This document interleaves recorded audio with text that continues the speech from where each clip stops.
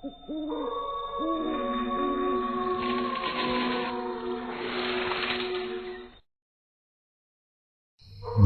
की रात थी। बादलों की गरज, तेज हवाओं की सरसराहट और कभी कभार आसमान को चीरता हुआ बिजली का उजाला। माहौल में एक अजीब सी बेचैनी थी। राजनपुर गांव के चौराहे पर कुछ लोग अलाव के पास बैठे थे। वहां के बुजुर्ग राम स्वरूप बाबा गांव के एक नए मेहमान अजय को समझा रहे थे। बेटा, रात में पुराना पीपल वाला रास्ता कभी मत लेना, चाहे तुम्हें कितनी भी जल्दी क्यों ना हो। क्यों बाबा, वहां क्या है? अरे दरअसल वो रास्ता भूतिया है। जो वहां गया या तो लौटा ही नहीं या पागल होकर लौटा है। बाकी गांव वाले सहम गए, लेकिन अजय जो शहर से आया था इन बातों को अंधविश्वास समझकर हंस देता है। राम स्वरूप बाबा ने धीरे धीरे कहानी शुरू की। बहुत साल पहले उस रास्ते पर एक भीषण हादसा हुआ था। गांव के ठाकुर साहब की बेटी राधा की वहीं हत्या हुई। उसके बाद से उस रास्ते पर रात में अजीब अजीब घटनाएं होने लगी। लोगों ने कसम खा ली कि सूरज ढलने के बाद वहां कोई भी नहीं जाएगा। हाँ बाबा, सच कह रहे हैं, मैंने अपनी आंखों से देखा है। एक बार रात में मुझे वहां सफेद कपड़ों में औरत दिखी जिसकी आंखें थी ही नहीं। अरे ये तो बस अंधेरे का वहम होगा। 2 दिन बाद अजय को शहर वापस लौटना था, मगर भारी बारिश में बस सेवा बंद थी। गांव के एक लड़के मोहन ने कहा, भैया अगर आपको जल्दी पहुंचना है तो पीपल वाले रास्ते से जाओ, वो छोटा है। लेकिन बाबा तो मना कर रहे थे। अरे वो सब पुरानी बातें हैं, आप डरते क्यों हो? अजय ने सोचा समय बच जाएगा। रात के करीब 9 बजे टॉर्च लेकर वो अकेला निकल पड़ा। रास्ता सुनसान था, दोनों ओर घना जंगल और बीच में कीचड़ भरी पगडंडी। टॉर्च की रोशनी में झिंगुरों की आवाज और कभी कभार मेढकों की टर टर सुनाई दे रही थी। अचानक पीछे से किसी के पैरों की आहट आई। अजय ने टॉर्च घुमाई पर वहां कोई नहीं था। ये शायद मेरा वहम है। कुछ कदम आगे बढ़ा तो एक औरत की धीमी सी सिसकियों की आवाज आई। कौन है वहां? कोई जवाब नहीं, बस सिसकियां जारी रही। थोड़ा आगे बढ़ते ही टॉर्च की रोशनी में एक सफेद साड़ी पहने औरत दिखी। उसके लंबे खुले बाल चेहरे को ढक रहे थे। आप यहाँ रात में अकेली? आपको मदद चाहिए? वो औरत धीरे धीरे सिर उठाने लगी और अजय का दिल धक से रह गया। उसका चेहरा खून से लथपथ था और उस औरत की आंखें ही नहीं थी। मुझे मेरे कातिल तक ले चलो। अजय डर के मारे पीछे हटने लगा। तभी अचानक उसकी टॉर्च बंद हो गई। अजय के कानों में अब सिर्फ पत्तों की सरसराहट और उसके अपने दिल की धड़कन थी। उसने मोबाइल निकाला पर सिग्नल नहीं था।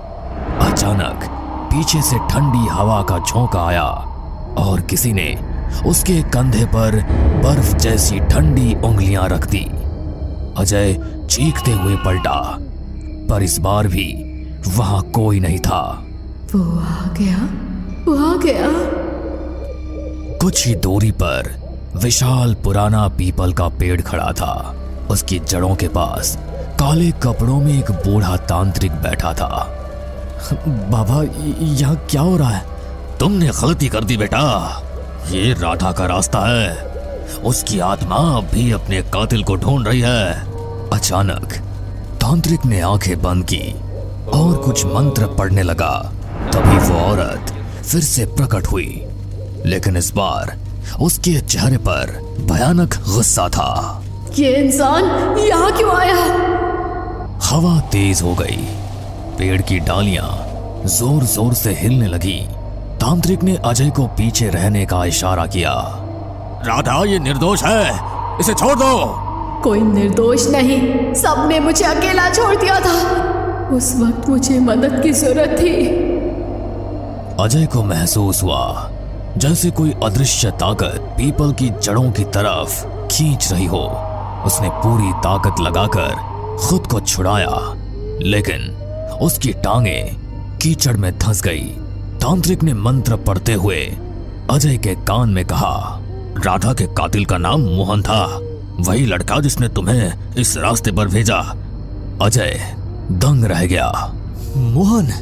तांत्रिक ने बताया कि मोहन राधा का बचपन का प्रेमी था, लेकिन लालच में उसने उसे धोखा देकर मार डाला। तब से राधा की आत्मा इसी रास्ते पर भटक रही थी।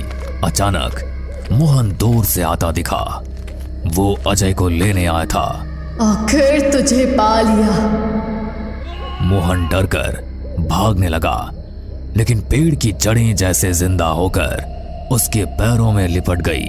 राधा की आत्मा उसकी ओर बढ़ी और पल भर में मोहन की चीखें जंगल में गूंज उठी। फिर सब शांत हो गया।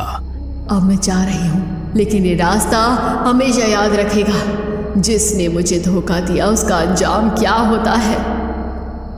इतना कहकर उसकी परछाई धुएं में बदलकर गायब हो गई। तांत्रिक ने अजय को गांव तक छोड़ दिया। अगली सुबह गांव में खबर फैल गई कि मोहन लापता है। अजय ने किसी को सच नहीं बताया, लेकिन जब भी वो उस रास्ते के बारे में सोचता उसकी रूह कांप जाती। राम स्वरूप बाबा का एक ही वाक्य उसके मन में गूंजता रहा, बेटा, रात में पुराना पीपल वाला रास्ता कभी मत लेना। पिछली घटना को 6 महीने बीत चुके थे। अजय अब शहर लौट चुका था, लेकिन रात में अक्सर नींद के बीच चौंक कर उठ जाता। हर बार उसे वही सपना आता, पुराना पीपल का पेड़ और राधा। एक दिन उसे अचानक गांव से चिट्ठी मिली। लिखने वाला था राम स्वरूप बाबा। बेटा अजय, यहाँ फिर से अजीब घटनाएं हो रही है। लोग कहते हैं राधा की आत्मा वापस आ गई है। हमें तेरी मदद चाहिए। अजय के मन में डर था, लेकिन उसने जाने का फैसला किया। उसे लगता था कि शायद ये उसका अधूरा काम है। अजय रात को ही राजनपुर पहुंचा। चौराहे पर सन्नाटा था। हवा में ठंडक और एक अजीब सी बदबू फैली हुई थी। राम स्वरूप बाबा उसका इंतजार कर रहे थे। बेटा, तुम्हारे जाने के बाद से 3 लोग उस रास्ते से गायब हो गए। लेकिन राधा तो मोहन को ले जाने के बाद चली गई थी। बेटा, हम भी यही सोचते थे, पर लगता है उसकी आत्मा अब और भी शक्तिशाली हो गई है। तभी एक और आदमी, कमलेश, जल्दी जल्दी आया। बाबा, कालू चरवाहा आज शाम उसी रास्ते पर गया था और अब तक लौटा नहीं। अजय ने गहरी सांस ली। ठीक है, मैं आज रात वहीं जाऊंगा, लेकिन अकेला नहीं। मुझे कोई चाहिए जो रास्ता जानता हो। कमलेश ने हिचकिचाते हुए कहा, मैं चलूंगा, लेकिन अगर कुछ हुआ तो मैं भाग जाऊंगा। राम स्वरूप बाबा ने दोनों को तांत्रिक गिरधारी के पास भेजा। वही तांत्रिक जिसने पिछली बार अजय की मदद की थी।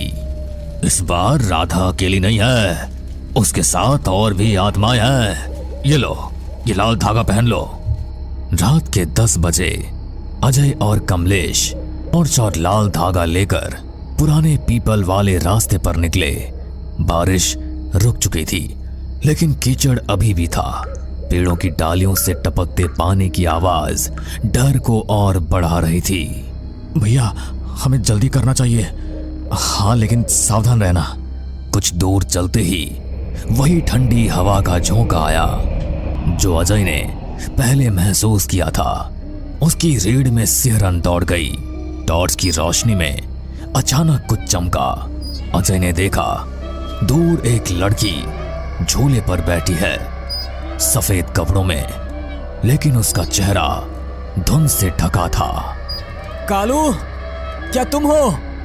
लड़की धीरे धीरे झूले से उतरी और उनकी ओर बढ़ने लगी। धुंध हटते ही पता चला वो राधा थी, लेकिन उसका चेहरा आधा सड़ चुका था। वापस आ गए? अच्छा किया। अचानक चारों ओर से फुसफुसाहटें आने लगी। हमें भी मुक्त करो, मुक्त करो, हमें भी मुक्त करो, मुक्त करो। पेड़ों के पीछे से अंधेरे साए निकलने लगे, जिनके चेहरे इंसानों जैसे थे, लेकिन आंखें खाली गड्ढों जैसी। ये कौन है? ये मेरे जैसे हैं जिन्होंने धोखे में जान गंवाई। अब ये मेरे साथ है। एक साया अजय की ओर झपटा, लेकिन लाल धागा के पास आते ही चीख मारकर पीछे हट गया। राधा, कालू कहाँ है? राधा हंसने लगी। उसकी हंसी पेड़ों के बीच गूंज रही थी। वो यही है मेरे साथ। अगले ही पल एक साया सामने आया, जिसकी गर्दन टूटी हुई और सर टेढ़ा था। अजय समझ गया ये कालू की आत्मा थी। तभी पीछे से मंत्रोच्चार की आवाज आई। गिरधारी तांत्रिक हाथ में त्रिशूल और दीपक लेकर वहां पहुंचे। राधा, तू फिर से निर्दोषों का खून बहा रही है। निर्दोष सब पापी है। जिसने मेरी चीखें नहीं सुनी वो सब मरने लायक है। तांत्रिक ने जमीन पर गोला बनाकर अजय और कमलेश को अंदर खींच लिया। जब तक ये गोला है, ये आत्माएं अंदर नहीं आ सकती।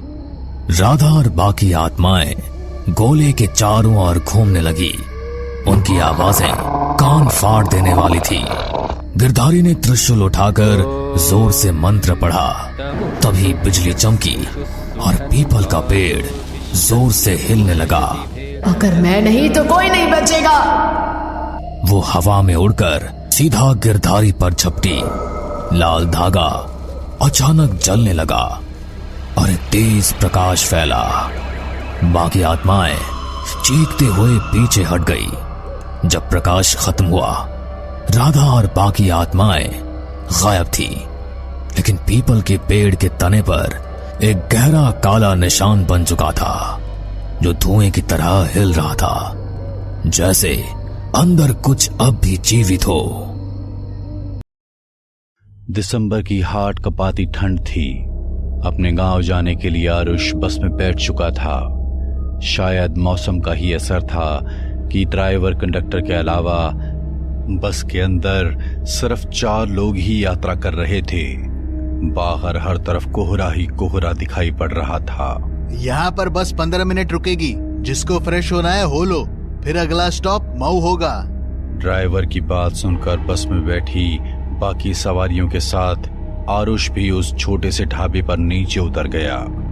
यह एक छोटा सा सुनसान ढाबा था, जिसके दोनों तरफ सिर्फ जंगल ही जंगल दिखाई दे रहा था। आरुष एक कप चाय पीने की इच्छा से ढाबे के अंदर पहुंच गया था। बस में बैठी बाकी की 3 सवारियां भी वॉशरूम की तरफ बढ़ गई थी। भाई, एक कप मसाला चाय देना। चाय तो है, लेकिन मसाला चाय अभी नहीं है। तो इसमें क्या दिक्कत है? फटाफट बना दो।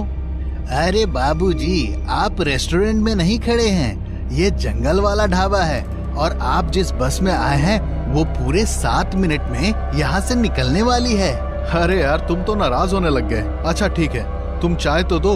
बस में कुल 4 सवारी है, उन्हें भी छोड़ जाएंगे क्या? दुकानदार से चाय का कूलर लेकर वह एक टेबल पर बैठकर चाय पीने लगा। कुछ मिनटों में उसने अपनी चाय खत्म की और ढाबे के बाहर आया तो देखा बस निकल गई है। धूल उड़ाती बस को जाते देख आरुष भी उसके पीछे दौड़ लगा देता है, लेकिन ड्राइवर बस नहीं रोकता। कुछ देर तक बस के पीछे दौड़ने के बाद आरुष वापस ढाबे की ओर मुड़ जाता है।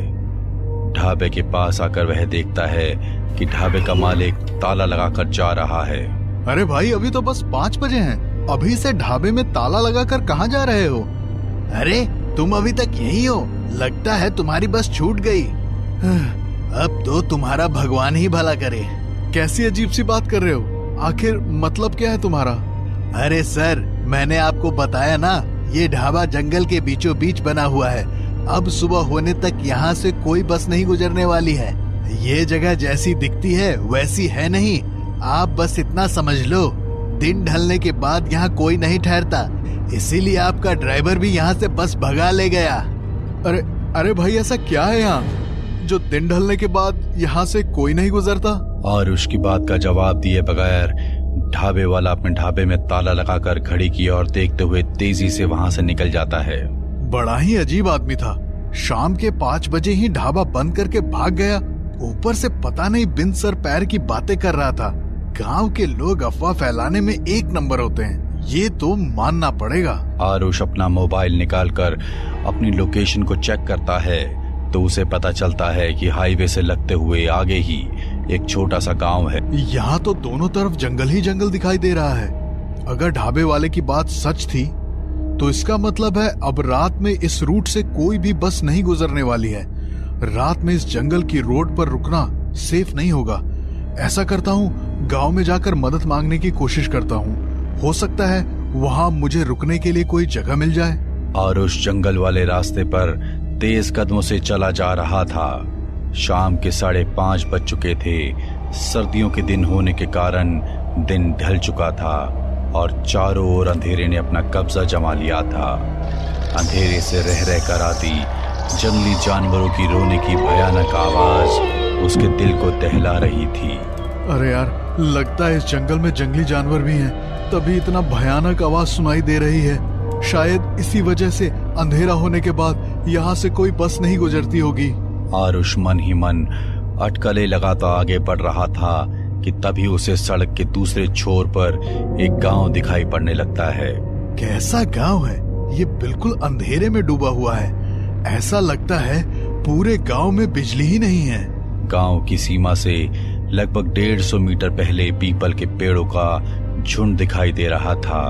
जैसे ही आरुष उस झुंड के पास पहुंचा, उसे कुछ अजीबोगरीब आवाजें सुनाई देने लगी। ऐसा लग रहा था जैसे कोई रो रहा हो। अपना वहम दूर करने के लिए जैसे ही वह पीछे मुड़कर देखता है तो उसे आसपास कुछ भी नजर नहीं आता था।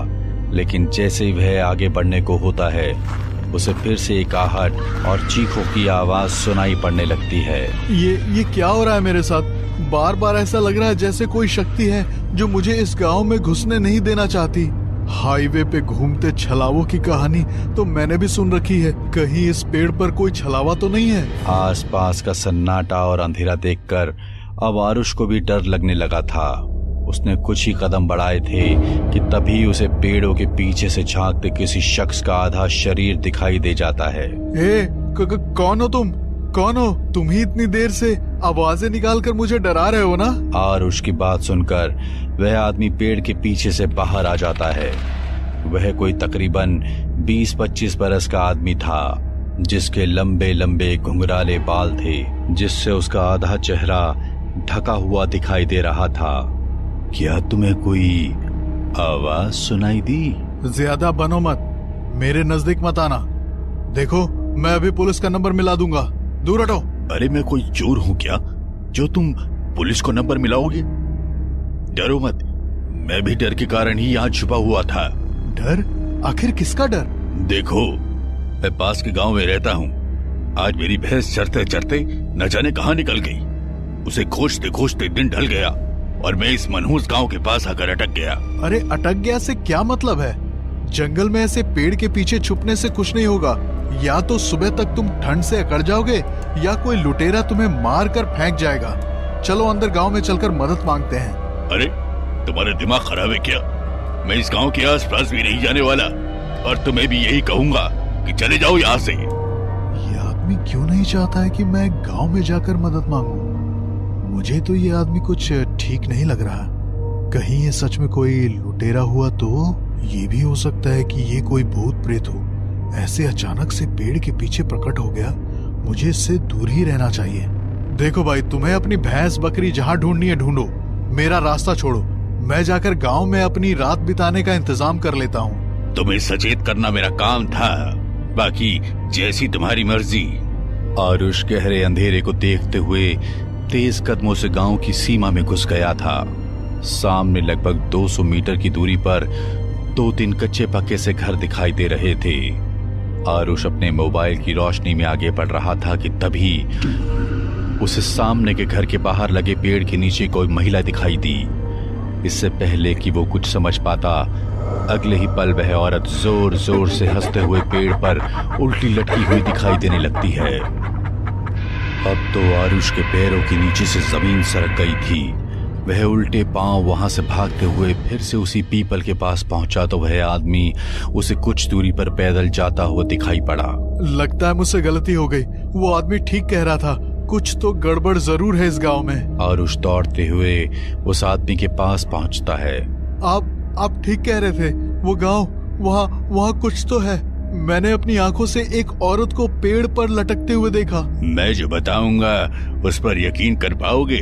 क्यों नहीं, मुझे आप पूरी बात बताइए, आखिर इस गांव का क्या रहस्य है? जिसको तुमने अभी अभी पेड़ पर लटकते हुए देखा वो कोई औरत नहीं बल्कि प्रेत था। ये गांव पिछले 75 सालों से ऐसे ही खाली पड़ा हुआ था, यहाँ पर कोई नहीं रहता है। तो इस गांव में रहने वाले लोग आखिर कहाँ चले गए? आजादी से पहले की बात है, देश पर अंग्रेजी हुकूमत थी।